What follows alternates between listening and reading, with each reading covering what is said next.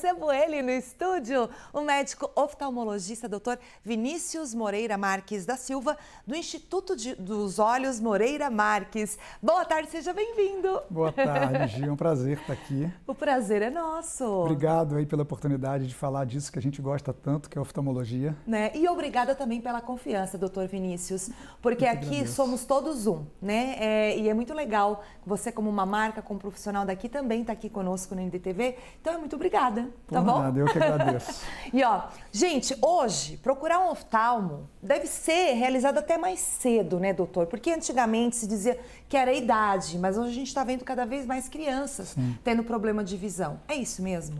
Na verdade, a nossa exposição aumentou um pouco mais, né? A tela, os dispositivos digitais, e a gente nota que as crianças, de maneira geral, têm apresentado dificuldades de visão ou falta de vista cada vez mais cedo, né? Sim.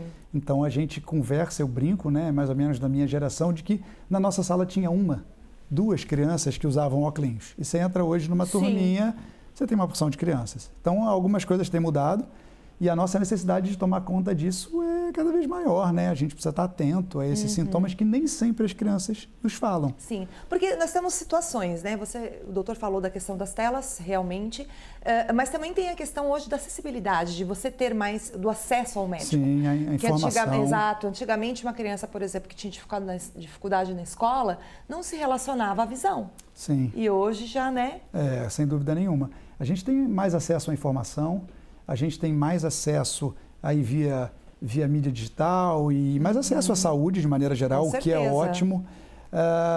Mas ainda assim, por incrível que pareça, Gi, a gente atende diariamente pacientes no consultório, às vezes crianças, às vezes até pacientes mais velhos um pouco, que têm dificuldade de visão, que têm falta de vista e que não procuraram ajuda e que não sabem e às vezes têm uma visão.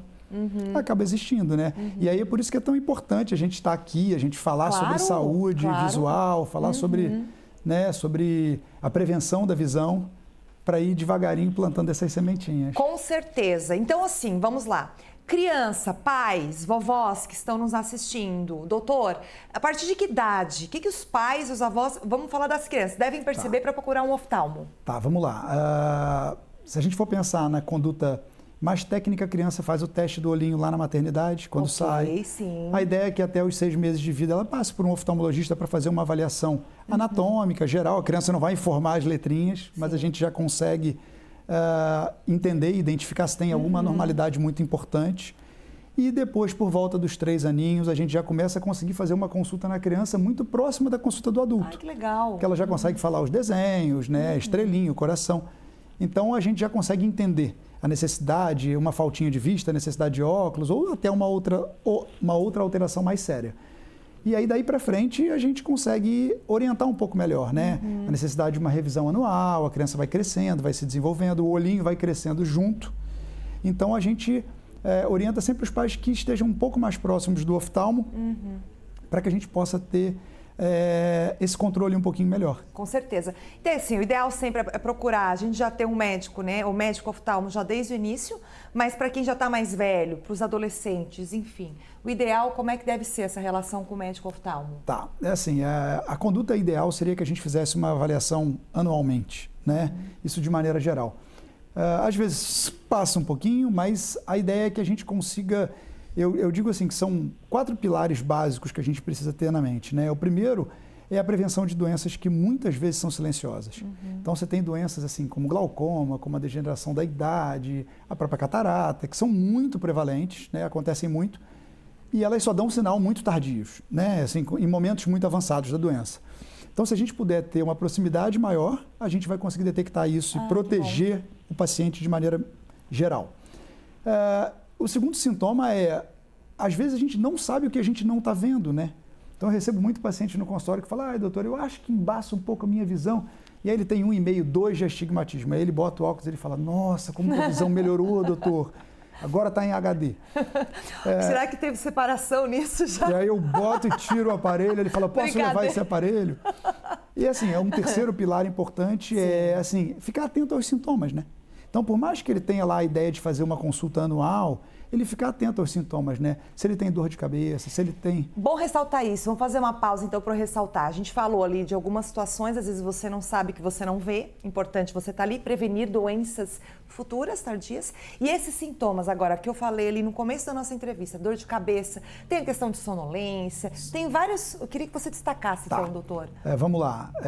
As queixas mais frequentes, né? Dor de cabeça, cansaço visual, sensação de peso, às vezes enjoo, sonolência, e muitas vezes isso está relacionado a um grauzinho que não está corrigido, né? Um óculos que está fraco, ou a necessidade da visão de perto, que a gente às vezes vai postergando um pouquinho depois dos 40 anos.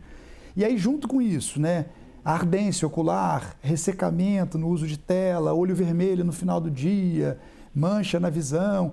Então, tem alguns sintomas assim que a gente tem que estar atento, Gi. E já procurar o oftalmo muito. Não demorar muito, porque tem coisa que pode ser uma besteirinha, um ajuste de grau, de óculos, mas algumas coisas, às vezes, sugerem situações potencialmente mais graves, sabe?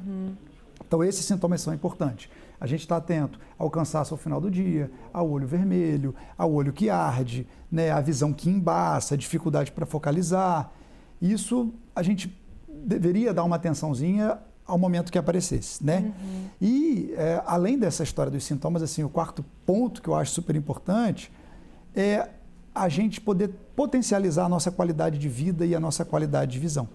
Então, às vezes, o paciente é dependente de óculos, dependente de lente de contato, tem dificuldade para fazer esporte, atividade ao ar livre. E existem soluções alternativas. Muitas, né? A gente Quais elas, por favor, elenque algumas delas. Vamos lá, assim... às vezes o paciente tem um grau alto e só usa óculos e ele não sabe que ele pode fazer uma adaptação a uma lente de contato e ter mais liberdade de visão. Às vezes é o paciente que pode se beneficiar de uma correção a laser, né, e eliminar a necessidade de óculos o tempo todo, ficar mais independente.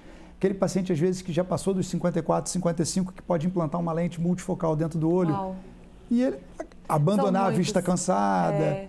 Então, a gente tem como melhorar. E o pessoal tem que perder medo, né, doutor? Porque às vezes acha que no olho, né, hoje em dia as tecnologias, né, os médicos são tão bem preparados, né? Eu digo que o medo é importante, né, até para que ele escolha bem o profissional que ele vai procurar, mas a oftalmologia, de maneira geral, está muito avançada, os tratamentos são muito robustos, muito reprodutíveis. Então, dá para a gente ajudar sim, só que o paciente tem que estar pertinho. Tem que sentar para a gente conversar, examinar. Perder medo. Eu gostei de uma postagem que você fez nas redes sociais, na sua rede, sobre o óculos, né? Que fica trocando de óculos para tudo perto, para longe, para isso, e fica assim, assim. Mas, ó, eu acho que eu tenho que ir lá fazer uma consultinha com o doutor, viu? Porque, às vezes, aqui o pessoal bota a mensagem e a gente tem que ficar fazendo assim, né? Eu já tenho olhinho pequeno. Não, vai ser um prazer. Mas, né, tudo bem. É isso aí, gente. Cuidar da saúde dos olhos. Rapidamente, doutor Vinícius, para a prevenção, o que as pessoas podem fazer em casa para cuidar dos olhos? Vamos lá. O uso de tela muito prolongado, a gente procura fazer algumas pausas regulares, né? Quais seriam elas, as pausas? De quanto tempo? A ideia, ideal? tem uma regra que a gente diz que a gente chama de 20-20-20. Tá. A cada 20 minutos, a gente parar ali por 20 segundos, né? Que seja um meio minutinho, e a gente olhar para uma coisa que tivesse a 20 pés de distância, que seriam mais ou menos 6 metros.